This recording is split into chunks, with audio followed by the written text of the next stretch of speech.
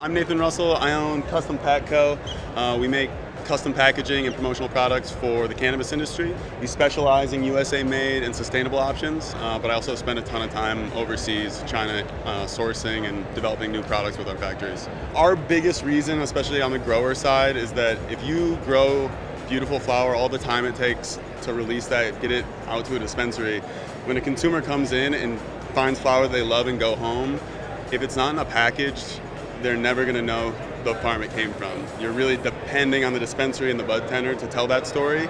And with a packaging, you can tell your whole story, where you came from, how you grow the product. You can put your Instagram tag on it, so when people go home, they can follow you and see the things you're doing and see the people behind the product. If you go home with an empty bag or a blank bag from a dispensary, you're missing out on all that.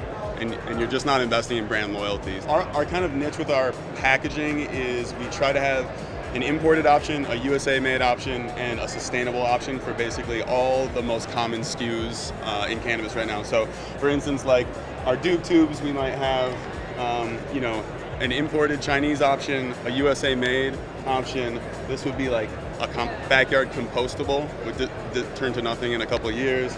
And then like somewhere in the middle is like a USA made, recyclable, accelerated degradation piece. So kind of for each of our things, we have those three options. And then beyond that, we really specialize in delivering a retail ready product that you're not having to spend time operationally stickering, changing, that sort of things. We want to make it really simple for growers, dispensaries to kind of make that leap into prepackaged products. So that's kind of our goal.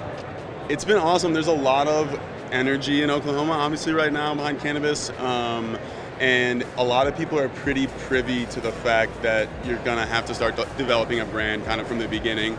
I think people have seen how it's gone in Colorado and LA and like what those storefronts look like.